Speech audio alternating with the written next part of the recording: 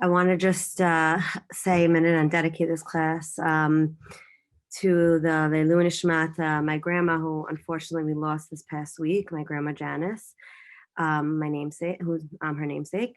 And we, she used to come to the class and she was just, amazing. So I just want to hope that this learning will be Leilu Nishmata. The topic I chose, indirectly sort of connects to her because she just had so many amazing midot. But this topic that I chose this week about speech and Lashon Hara and our power of speech in general, just was something I felt she was really good at. She always knew what to say and how to say it. And she was really an amazing model. So we miss her, and I hope that this class could be a little for her merit. So let's start. This topic I chose today, this midah or topic I chose today was, I tell you, let me share the screen a second so we'll see. 1 second. Here. So the topic is I titled it Lashon Hara, but really it's gonna, as we'll see, is it's going to encompass, just our speech in general and how we talk and how we express and communicate ourselves through our language. So it says, Mavet v'chayim b'yad halashon, the Mishleh, Shlomo HaMelech writes this in Mishleh, that life and death are in the hands of the tongue, right? And I think I chose to start with this pasuk, to start this topic with this pasuk, because I think that and not only I think there's many sources and many studies, religious and secular, that really shows that our speech and our ability to communicate through speech and verbally is something that differentiates us from animals, right? Animals could communicate, but it's more, it's more survival. It's not necessarily about connection. And yes, there are some animals that do develop deeper connections, but as a whole, the human species is very different and elevated in the sense that they're able to build and break relationships through their speech, literally, like Shlomo HaMelech said, Mavet v'chayim b'yad halashon, life and death, in terms of actual life and death, as unfortunately we know, we commemorated Yom HaShoah a couple weeks ago, remembering the Holocaust, which obviously didn't start, started through speech and slander and propaganda against the Jews, and as many atrocities through, from the Jews to against other people that always start with negative words. Unfortunately, that's always the first step to dehumanization. So that's really something that can elevate us or take us down. So I chose to really go into that today and talk about that and show, and I want to look at some examples that show in the Tanach people who use their speech appropriately or inappropriately, and what we can learn from that, and then sort of see where that takes us today. So the first example I'm going to give, which, I'm going to make this bigger because, 1 second, let me just move this a second. Present. Okay. So here, let me move that. Okay. So the first example, and, it's a pretty known one, but I want to look at it hopefully in a, a different light a little bit, is the story of Yosef and his brothers, right? So Yosef, it says that Yosef, so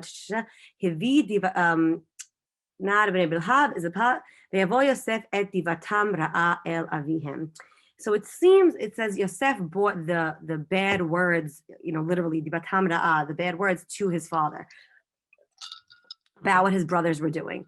And, this is, as anyone who's, you don't have to have kids to know this, you could be a sibling, anyone who has a sibling or friends or kids knows that they sometimes like to tattle, right? And there's that one that wants to one up everyone else.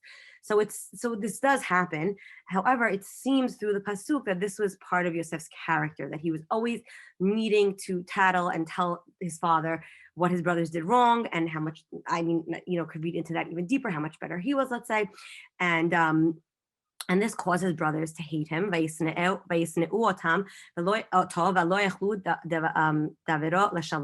And they couldn't talk to him for peace. And the Hachamim, it's interesting that the Hachamim, a lot of them look at this, that they didn't speak to him as a little bit of a positive, because they didn't say anything negative towards him. They didn't say anything. They weren't able, how you say, like, if you can't say anything nice, don't say it. So here, that's really sort of what they did. They didn't talk negatively about him. They didn't slander him, but they couldn't have a relationship with him. They couldn't connect with him. And, it goes even deeper that Yosef was really not reading the room, not reading the situation. And he was telling them all his dreams about how he's going to be the leader and all that. And it says, after he tells them all the dreams, his brothers were jealous of him, and and his father kept the information, kept the thing. And I think we spoke about this probably, if I'm not mistaken, in another class, but I want to look at this right now in this context of speech and Lashon Hara and tattling and connection. And it's interesting to see all the different characters in the story and how they relate and act towards their speech, okay? So let's look at Yosef for a second. Yosef was, by the way, it says he's a nod. He's only 17. He's a teenager. He's presented as, naive, immature, right? It's actually interesting that if you look at the ages up till now in Bereshit, most of the characters in Tanach are not introduced to us till they're much older. Yosef is a teenager, which is like unprecedented in the Tanakh up to this point to be discussing such a young character, which is interesting to note. And we see that he's very, very concerned with his appearance and what he says and what people say about him. And he's sort of in that role of almost the gossip, right? And by the way, I didn't bring this pasuk in, but we learn at the end, we see at the end that he develops his ability to control his speech all the way till the end when his brothers, and it says, "V'lo yachal Yosef le'tapek," that he couldn't hold in, and then he reveals himself, right? So we just see his development of his ability to hold back and not hold back and things like that. So he's the one that's is sort of a perpetual gossip or perpetual tattler. And this causes the relationship with him and his brothers to be deteriorated, right? And his brothers could not speak anything good to him. So they were unable to build a relationship with him. And for better or worse, they didn't speak negatively about him. However, they weren't able to build a relationship. And obviously we know what happens is the jealousy causes them to sell him and all that. And what's interesting I want to focus on for a second is Yaakov, the father, right? Aviv. Yaakov held the information, he didn't say anything. He held it in his heart, he held it. And it's interesting because you could think that maybe if he would have spoke up and tried to reconcile the situation, or maybe give Yosef a little tochechad, a little rebuke and say, you don't need to always tell me everything. So that could have changed things, So I think this story is a lesson in a few things. The lesson in parenting, in the sense of we have, not only parenting, but also as a teacher, not only your own biological kids, but if you're a teacher or involved with kids, you have to make sure not to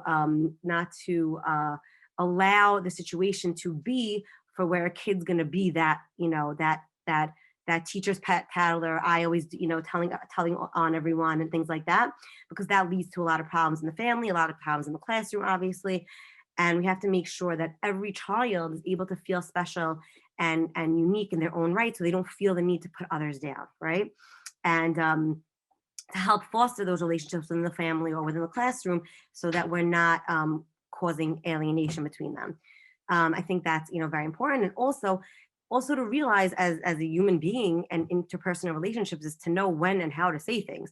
Like Yosef didn't really think so deeply into the fact that him telling his brothers, who were already jealous of him and annoyed with him for his father giving him the coat and giving him special treatment, that he shouldn't have necessarily been telling them about this dream that he's going to rule them.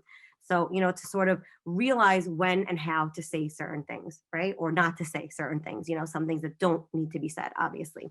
So I think that the story really highlights all those factors in interpersonal relationships.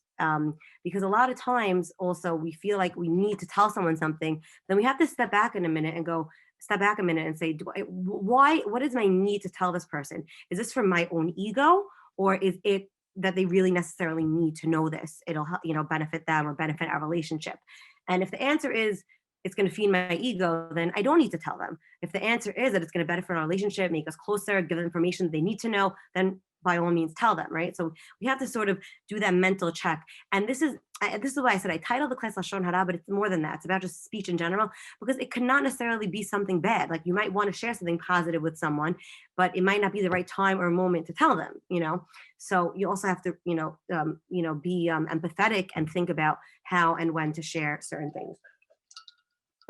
So, to keep all that information in mind instead of just, blurting things out, then not necessarily, timing is everything.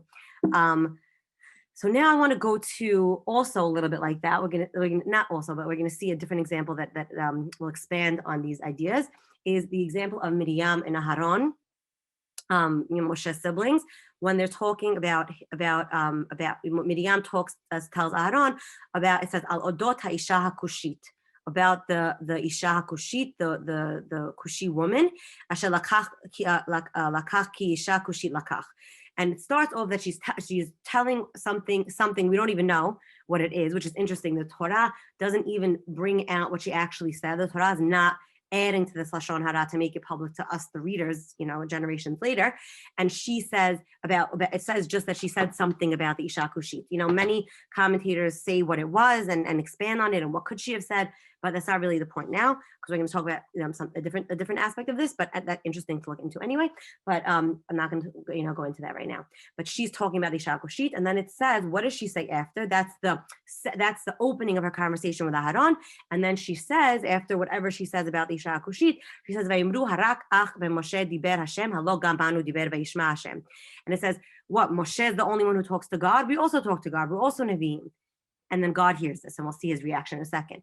But what I want before we go into God's reaction, I want to focus on the fact that she's starting to badmouth Moshe about something about the Isha Kushit, right? But then we really see the root of what she's saying, or the feeling behind what she's saying is her jealousy, because she's saying, why are we different than Moshe? He also talks to God, and we also talk to God. So we see that a lot of times, in my own life, and I don't think I'm the only one, that if you want, that sometimes you're picking at straws, and if someone annoys you, or you're jealous, or you're angry at someone, you'll find the most benign or ridiculous thing to start bad-mouthing them about, because you have other things underneath your own feelings underneath. So we see that's how sort of Miriam gets triggered by her jealousy, and then Hashem answers. I'll go back to that. Hashem answers, and he says that you are not like Moshe. He tells him, Moshe, I talk to you in a chalom and a mar'ah, like in a vision or a dream, and Moshe's panim el panim, peh el peh, right? So Hashem's saying, no, you are different. And he's very angry at them, and this is Miriam ends up getting sara'at because of this. And then it tells, I put it in the wrong order, but then it tells us later that this is something, this instance of Lashon Hara and the punishment she got is something we have to remember. And what is the key idea that we have to remember? I think a few things. Number one is remember to see the root of your emotion and why you're repeating something or why you're saying something. Don't. And sometimes we don't even know this. Sometimes certain things come out, like if someone annoys you, anything they do will annoy you, right? And if you love someone, then you overlook things, right? So sometimes you have to really even see subconsciously, why do I need to say, oh, that person's so annoying that they did this and this or whatever it is, right? So we have to be conscious of that, and also we have to realize that the same way, if someone insults my child, I get offended, on behalf of my child. We're all God's children, right? God gets insulted, right? He gets not insulted, but he gets angry, so to speak, about Miriam talking about Moshe because of his connection with Moshe. So realize that, it sounds a little cliche, but yeah, we're all God's children. We're all human beings. We all have to judge each other properly, right? This is one of the other topics we spoke about, but judge everyone properly in the umbrella of the fact that they're all part of their Selim Elohim, and they're all their unique individuality. And who am I to be deciding that I should badmouth them about X, Y, and Z, right? Or reveal this information that shouldn't be revealed, right? It's interesting. I was reading a lot about Lashon Hara and things like that to prepare for this class, and a lot of things I was seeing, it's not only the laws of Lashon Hara. I should, go, as I started for this class, I realized how much more I have to go into it. But it's so subtle And obviously saying something bad about someone is what we all know, as it's pretty obvious. But there's such subtleties in it that even saying a compliment about someone in front of the wrong people that might be jealous or might take it the wrong way or might not be able to hear that compliment or whatever, like you really have to be so sensitive to everything around you, to all the factors. I remember this. I remember, it's just coming to me now, but I'll share it. That when I was sitting around when I was in seminary, and something came up about a wedding and about parents not being at the wedding, and then someone said something about, oh, of course my mother's going to be at my wedding, walk me down the aisle or something, because there was a custom that so I forgot exactly what the story was. But then one of the girls walked out of the room, and then someone else said, yeah, her mother passed away last year. So you have to also be so, meaning that wasn't necessarily a bad thing to say, that this girl wants her mother at the wedding, but she obviously, but saying it in that way in front of that girl was not sensitive. So just an example of how sensitive we have to be when we speak. And it's not only saying, oh, this person's horrible, it's very subtle. But with Miriam, and the thing we have to remember is that it could sometimes, it's a lot of times triggered from our own emotions and not from the reality that we see, and we have to be broad in our context. Now I want to talk about something that we see in the story, but I want to connect it to how we live our life today and how we talk and communicate today. But I'll tell the story and then I'll say what we learned from it. So Shaul, when Shaul was chasing David, right, and he was trying to kill David, we see that his servant Doeg saw David in Nov Ir HaKohanim, and he saw that the Kohen helped him, and when Shaul, and he tells Shaul that he helped, that Achimelech helped David, and Doeg knew that Achimelech was not aware of the circumstance, because it was very in the beginning, and Achimelech didn't know that Shaul was after David at that point. So he was innocently helping David without any negative motives. And Doeg sort of twists the words in a way that or reveals it in a way that looks like Achimelech was on the side of David versus Shaul, meaning he was against Shaul, and therefore Shaul ends up commanding that all the Kohanim in the city of Nov should be killed, and he ends up causing the death of many, many Kohanim. I forgot the exact number. It's in the Pesukim. I just forgot now, but it was a big number of Kohanim. I think like 80 or 90 Kohanim, if I remember correctly. And obviously that's a big atrocity. Kohanim or not, obviously to kill innocent people is horrible. So so we see from the story, and this was Shaul was in his palace. He wasn't in the city, but it shows that if you are saying Lashon Hara, if you're saying the wrong things or twisting words, you could cause damage even not when your vicinity. And I think that in this day and age, we could see that even more clearly, because especially now, like we're on Zoom, right? We're all obviously not in the same vicinity right now. We're all in our own houses or our own wherever you are on the computer, and we could still obviously connect. Like right now, we're connecting in a positive way. We're learning Torah together, but you obviously could do the opposite and break relationships. And how easy is it? And how, I don't even need to bring examples. I'm sure you could all think of in your mind of how easy it is to post something on social media and destroy someone very, very easily. I'm actually going to tell, when I was a teacher, and this, like when I think it was my first or second year teaching middle school girls, they were, sixth graders. How old is that? Like, 11, 12 years old. And one of the girls, I remember this so clearly. One of the girls walked into the classroom, hysterical, crying. It was first period. She walked in hysterical, crying. And I said, what happened? Are you hurt? What's going on? And she said that one of the girls, she was on the bus on the way to school, and she was reading a book on the bus, and one of the girls took a picture of her reading and sent it to the whole class and said, oh, what a nerd, so-and-so was reading on the bus. And, obviously that's very hurtful to a teenage girl, a 12-year-old girl, that, your friends are all sending out pictures and making fun of you. And I remember thinking at the time, I calmed her down, we spoke about it, I talked to the class, we dealt with the situation, but it just made me think of like, I don't think I'm that old, but we didn't have social media and smartphones, even 20 years ago when I was in school, it was not even so popular. And if someone wanted to insult someone, it was to their face, and yeah, maybe you felt bad, but it wasn't like 1 second like this that she's sending this picture out and insulting her. It's so easy. Obviously on a bigger scale, any politician or actor or actress, we could obviously bring many stories where this destroys people. Or the opposite, right? Or one tweet or one comment could build someone's, career or company or whatever. So we have to be, especially now when our lives are all about social media and computers, and we very sadly don't make so many human connections anymore. We make all connections behind the screen, right? And we forget. I mean, it's very easy to forget that there's a person behind that screen, right? It's very easy. And especially, like, I really think sometimes, like, I fear for my the children, my children and other children growing up now, how it's so hard for them to differentiate and to realize what's a real human connection versus what's someone typing to me on the computer, or my phone.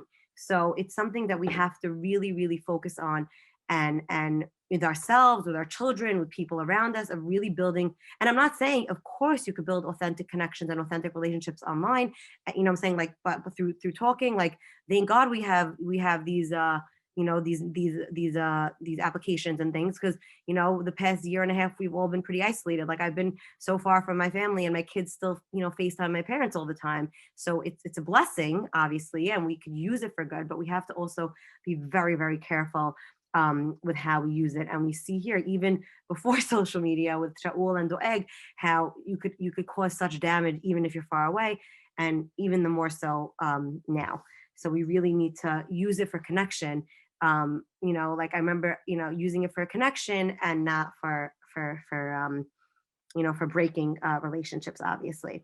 It's interesting, I didn't bring the source, but in the Gemara, in the Talmud Yerushalmi, not yet this, but in the Talmud Yerushalmi, I just thought this was a very interesting connection.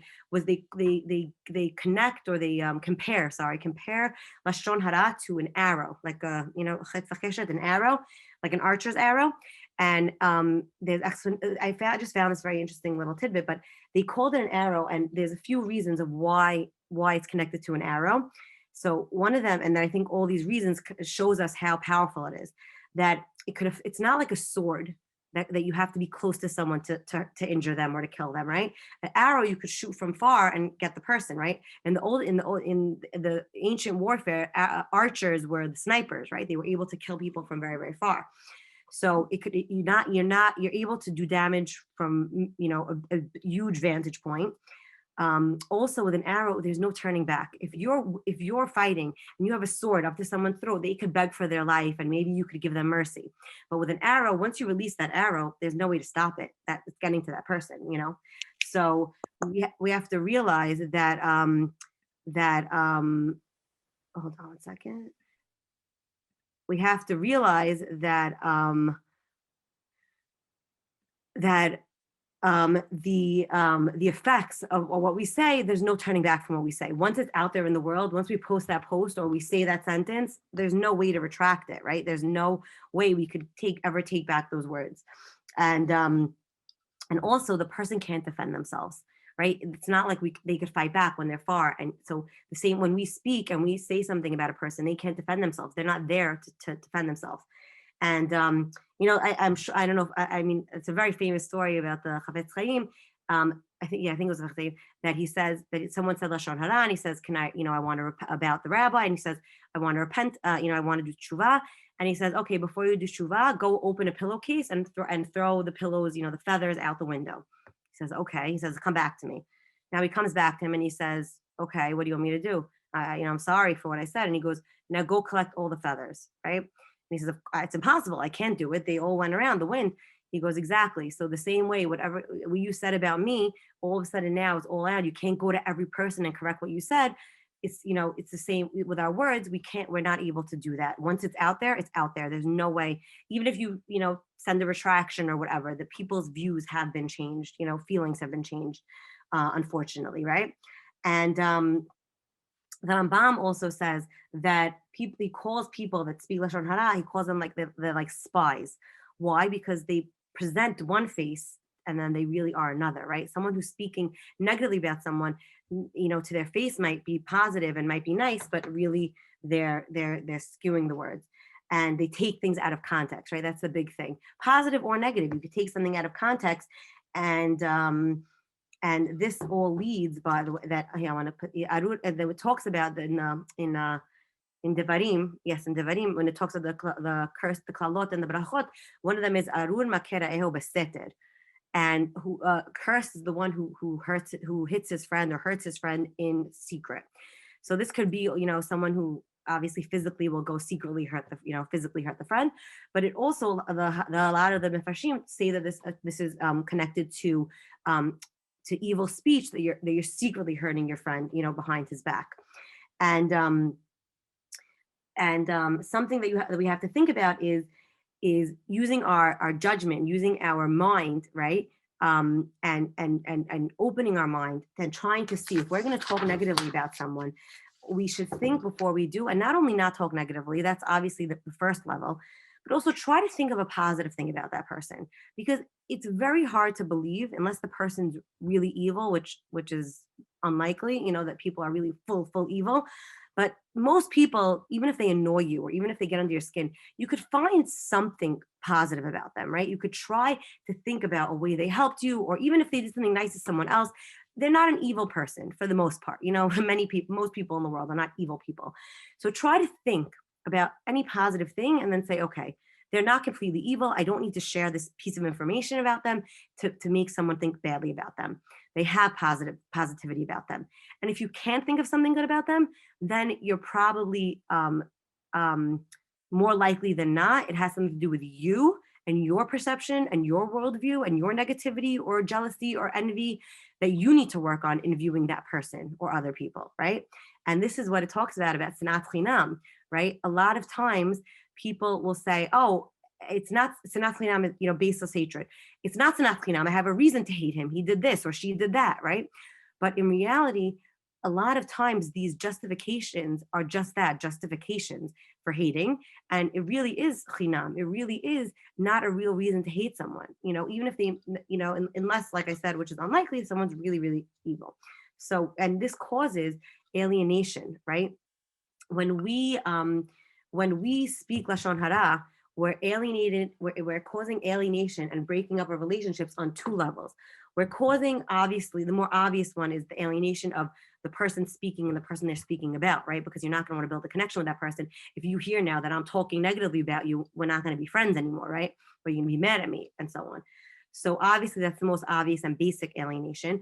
But you're also alienating as a speaker, you're alienating yourself from people. Because if you become that person that always is talking negatively about people and always gossiping, people are not going to want to connect to you, right? They're not going to trust you and they're not going to connect to you. So you're essentially alienating. By alienating other people, you're alienating yourself from relationships, right? It's all about connection and relationships through your words. So if you're constantly breaking relationships with other people, people are not going to want to build relationships with you. And we have to realize that. And that the more and more we talk and negatively about people, or not properly, we're just going to end up alienating ourselves, unfortunately.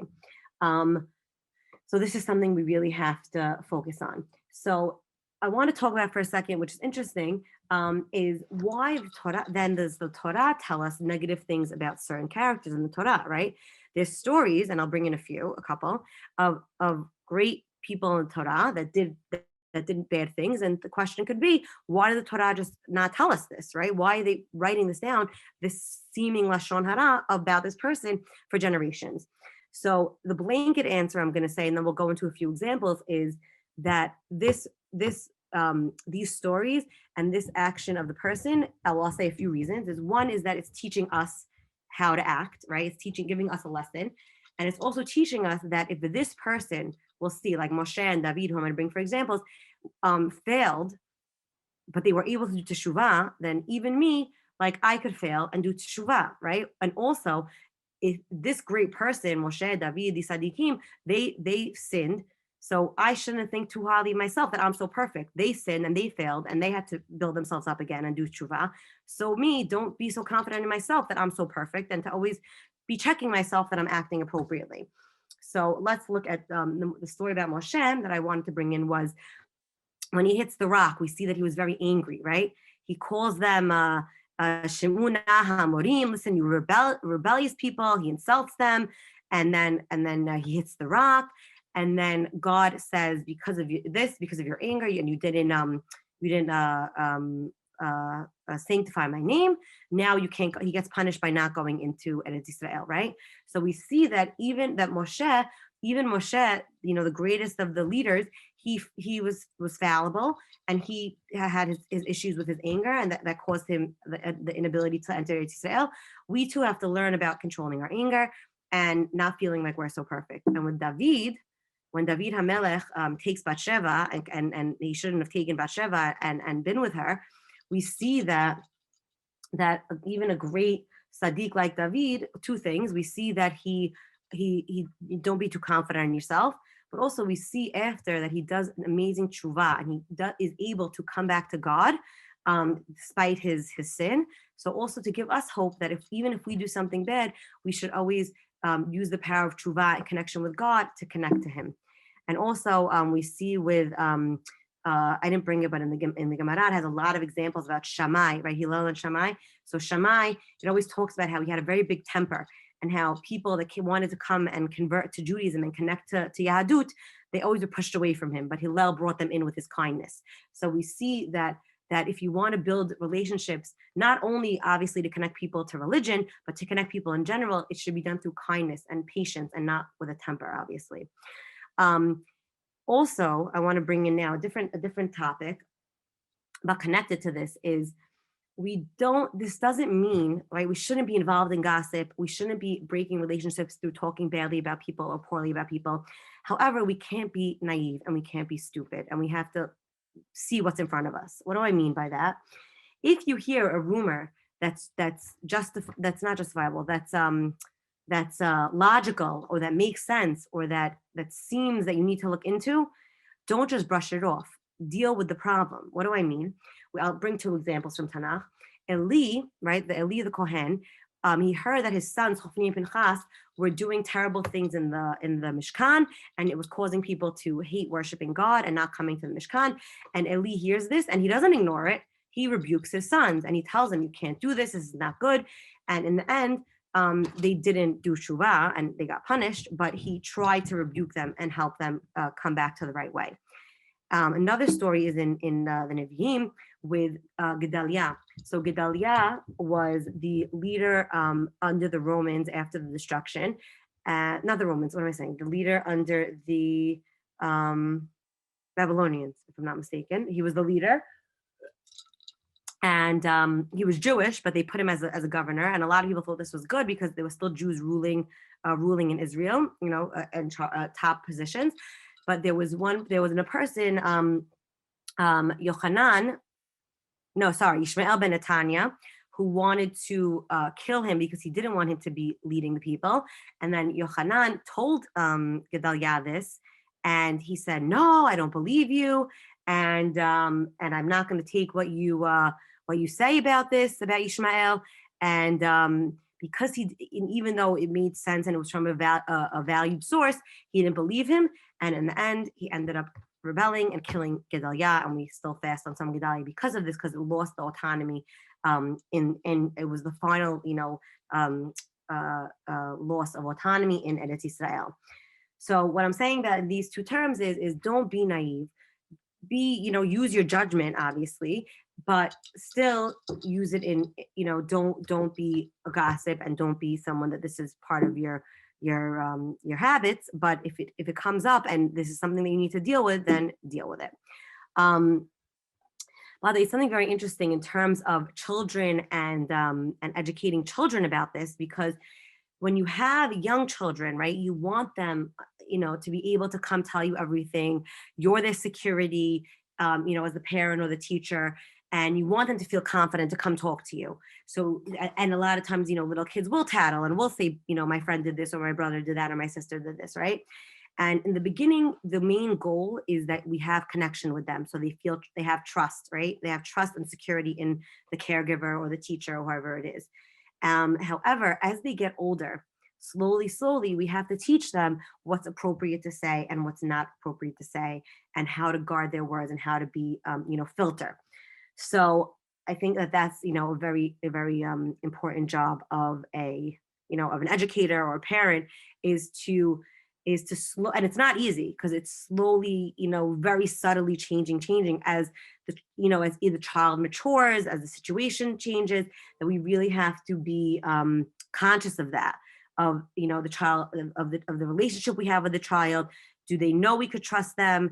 Are they doing this, like like we talked about in the beginning about Yosef, about to gain favor or to be the special child, right? Or are they doing it really because they don't really have an awareness of what's appropriate and what's not? So so we have to be aware of that. Oh, sorry, I left that on. So anyway, I think that we have to, basically to sort of sum up everything, is I think we have to realize as individuals, as individual people, when and how to share things, and how to appropriately share things, and how to be sensitive, read the room, for positive or negative things, and how to say them, right? And I think we also have to realize as adults, how dealing with children on any level, parents, grandparents, teachers, friends, whatever it may be, is walking that subtle line of being a trusted adult versus, being I mean, a facilitator for gossip and negative talk. Um, and really always to think, and this is, I think, the rule of thumb. I read this and I really thought it's just a very true rule of thumb, that if I need to say something, when I'm saying something, I'm looking over my shoulder to make sure no one else is hearing me, then I shouldn't be saying it.